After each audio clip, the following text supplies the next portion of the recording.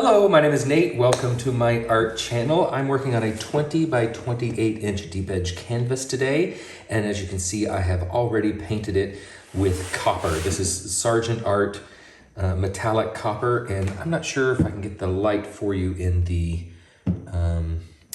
camera, but it is bright, shiny like a brand new penny, and it's beautiful. So I'm excited about using this as my base color because on top of this, I'm going to use a base coat of Amsterdam Pearl Yellow. My hope is when it dries, and the magic of Amsterdam pearls is if you put these pearl colors over top of a darker color, it acts as an interference color so that when you shift the light, it throws off the color of the Amsterdam pearl. So I'm hoping that if I leave lots of negative space, in some lights it will look copper, and as the light shifts, it will give a gold flash, a soft, pale gold. So I'm really interested. I've never tried this before, but I think it's going to be beautiful. And I'm actually doing this piece in celebration of my friend Mina Villegas's birthday.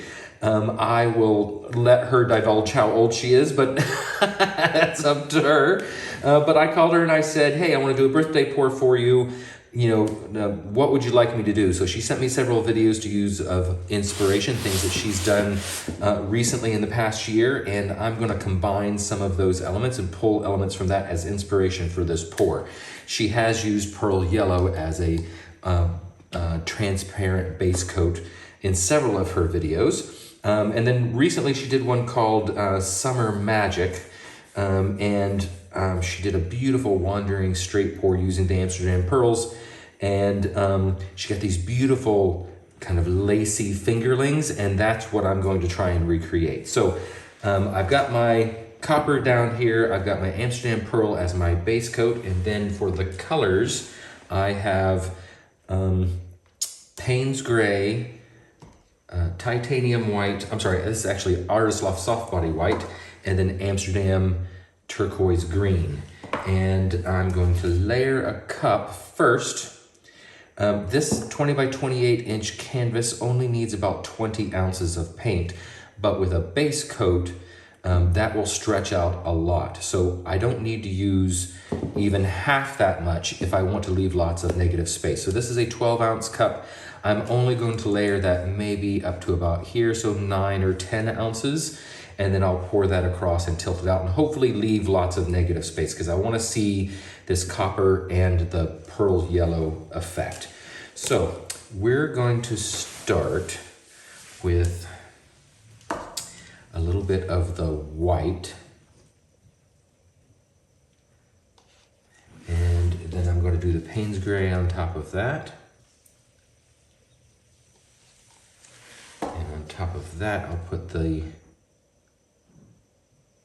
turquoise, maybe a lot of that one. And then I'm going to put the pearl yellow, same color that I'm using as my base. I'll put the pearl yellow in the middle. Quite a bit of it, kind of like a sandwich pour, but this is with the bread in the middle. And then I'm going to go the exact opposite. I'm going to go with the turquoise green.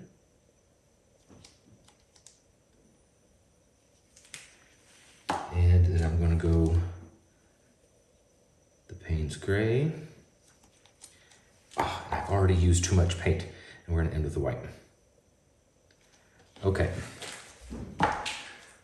Hopefully that's not too much paint for what I want to do, but that's okay. Move that out. I think that was the pearl yellow I spilled there. It shouldn't matter too much, but let's go ahead then and take what I have left, and I'm going to pour it in a big runner right here in the middle. Save some for the sides and edges. We're going to tilt that out a little bit because I want to pour into this in order to create fingerlings, the wispy fingerlings. If I did this right on top of the dry canvas, it would not give me those wispy fingerlings that I want. So it needs that kind of base to play with, but also I don't need it to be a deep puddle and swallow my colors and blend them out too much. So put it down and then tilt it out a little bit. Okay. Now I'm going to start right here and I'm going to pour all the way down. So here we go.